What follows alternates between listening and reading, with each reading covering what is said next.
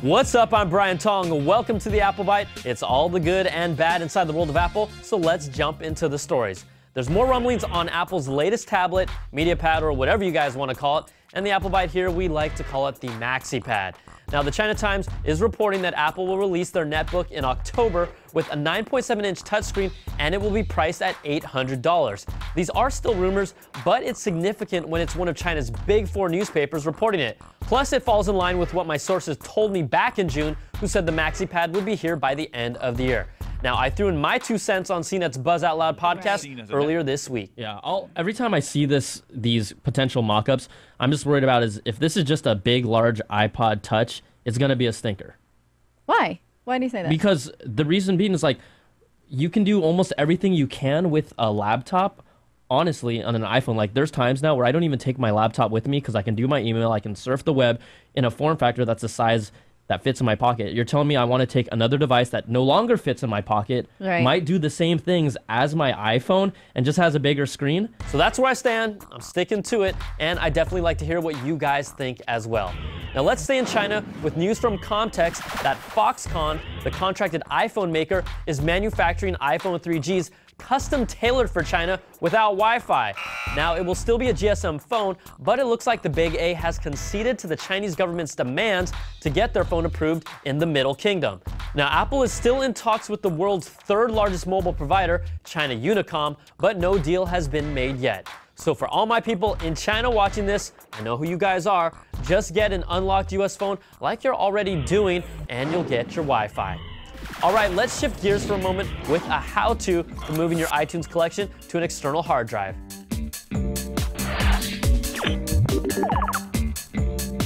You have a massive iTunes library filled with gigs and gigs of music, movies, and podcasts. It's not a bad idea to offload that content to a separate external or internal hard drive. But transferring your library isn't as obvious as dragging and dropping your music folder onto an external drive. It's not hard, but to do it right, you've got to let iTunes do the work for you. To get started, open iTunes and make sure the drive you want to move your library to is connected to your computer and ready to go.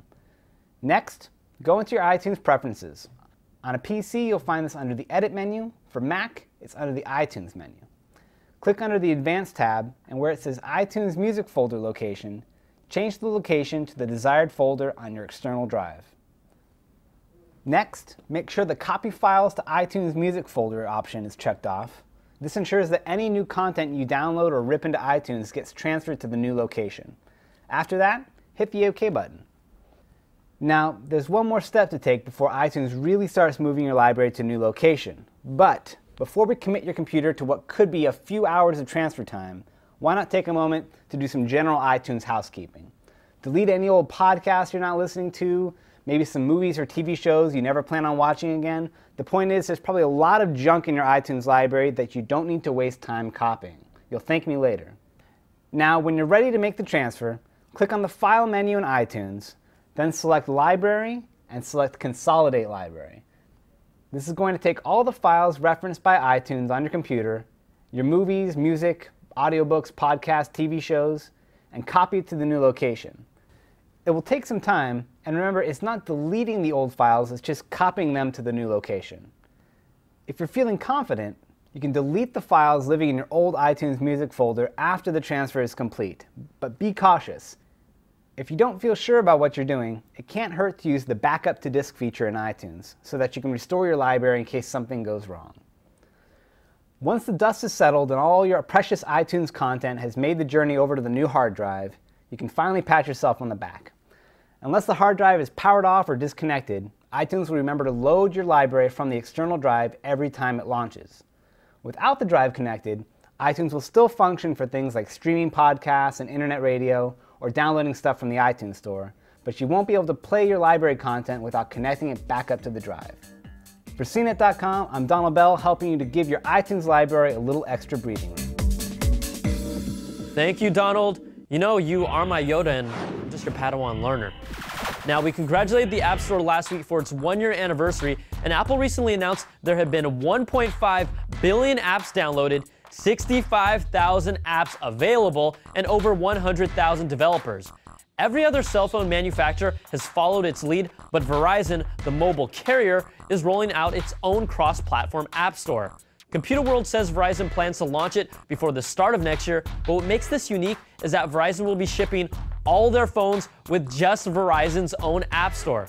They won't block a user's ability to install on-device stores like the BlackBerry App World or the Android Marketplace, but they won't come preloaded on the phone. So if you guys read between the lines, this rollout has larger effects. For all of you who are hoping and waiting for the iPhone to come to Verizon, that light at the end of the tunnel is getting really small for the time being. Because do you really see a Verizon App Store preloaded on an iPhone? Because that is not gonna happen. Now let's get to some quick bites. Apple released its latest iTunes update. It's 8.2.1, and guess what?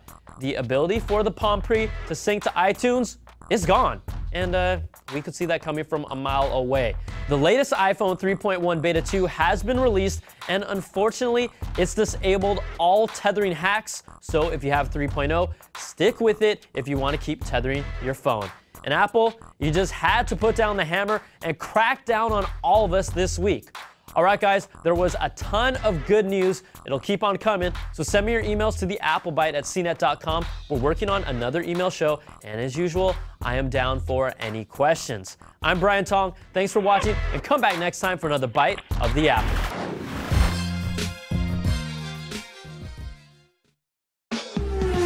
Hey folks, Brian Cooley from CNET.com. Now when we check the performance of a piece of tech, we check the performance of a piece of tech. If you love videos of cars and all their high-tech and high-performance glory, check out the CNET Car Tech video podcast, cnet.com/CarTechTV.